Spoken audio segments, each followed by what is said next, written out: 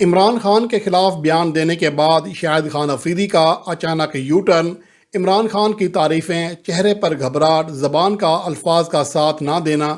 پاکستانی قوم جس شاہد افریدی کو جانتی تھی، کم از کم وہ تو ایسا نہ تھا۔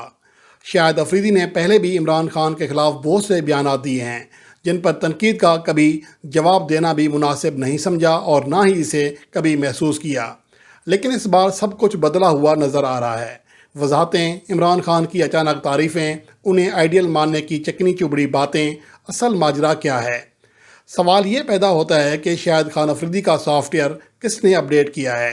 ماضی میں ہمیشہ اپنی بات پر قائم رہنے والے شاہد افریدی اس بار عمران خان کی تنقید کرنے کے بعد گھبرا کیوں گئے ہیں؟ آخر ایسا کیا ہونے کا خطرہ ہے جو شاہد افریدی کو اندر ہی اندر سے خوف میں مبتلا کر رہا ہے؟ ان سوالات کا جواب جاننے کے لیے یہ رپورٹ ملاحظہ کریں۔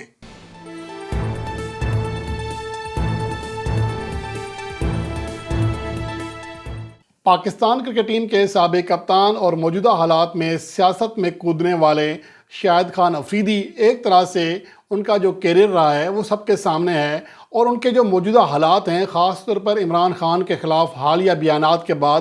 تو جو حالات پیدا ہوئے ہیں، جو ان کی صورتحال ہے، یہ میرے لیے قطعاً حیران کن نہیں ہے، کیونکہ میں شاہد خان افریدی کو بہت قریب سے جانتا ہوں، اور وہ ہمیشہ اپنے میں رہنے والا انسان ہے۔ وہ سمجھتا ہے کہ جو میری شہرت ہے، جو میں بولتا ہوں، وہ سبھی پبلک اس کو لیتی ہے، اس کو پک کرتی ہے،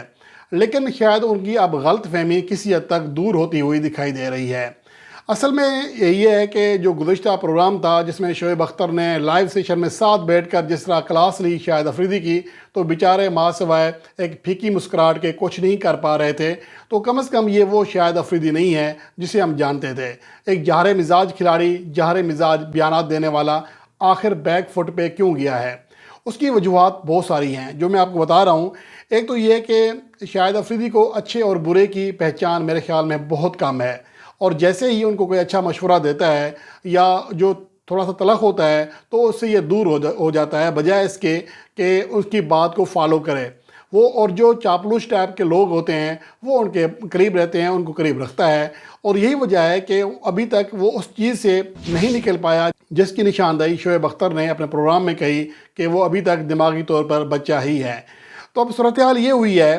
کہ شاہد افریدی اپنے کیریئر میں جس طرح غلط موقع پر غلط شاٹ کھیلتے تھے، اور اب بھی غلط موقع پر غلط بات کر دیتے ہیں، اور اس کا خمیازہ انہیں بھگتنا پڑ رہا ہے۔ گو کہ ماضی قریب میں وہ کئی اس طرح کے بیانات دے چکے ہیں، لیکن اس بار اتنا ری ایکشن کبھی نہیں آیا تھا، اور شاہد افریدی بھی شاید اس کو صحیح طریقے سے سمجھ نہیں سکے۔ لیکن اب جو عمران خان کے خلاف بیانات دیے ہیں، جو بولا ہے، اس کے بعد عوام کا ری ایکشن آیا ہے، اور ری ایکشن اس طرح آیا ہے کہ ہماری جو عوام ہے بیچاری اب حالات کے ہاتھوں پسی ہوئی ہے، ان کے پاس آپشن کوئی نہیں رہتا ماں سوائے پرامن کوئی طریقہ کار ہو، احتجاج ہو یا کوئی اور ہو۔ خیر پرامن احتجاج بھی اب احتجاج کرنے والے تو پرامن ہوتے ہیں، لیکن ان کے اوپر جس طرح تشدد کیا جاتا ہے تو وہ بھی اب پرامن نہیں رہا، شاید وہ راستہ بھی اب ایک طرح سے ان کے لیے بند ہوتا ہوا دکھائی دے رہا ہے۔ لیکن اب آ جاتا ہے آخری آپشن بائیکاٹ کا۔ ہماری عوام مرغی کی قیمتوں سے پریشان ہوتی ہے تب بھی اس کی بائیکاٹ کرتی ہے، اور اگر رمضان المبارک میں پھلوں کی قیمتوں سے پریشان ہوتی ہے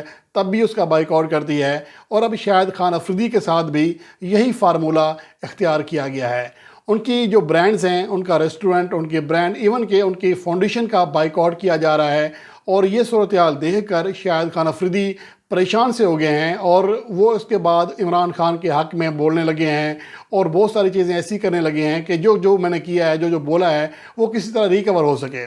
لیکن لگتا ہے ایسا ہے کہ اس بار جو قوم کا جو مائنڈ ہے یا قوم کا جو ایک ماحول بنا ہوا ہے، وہ شاید اب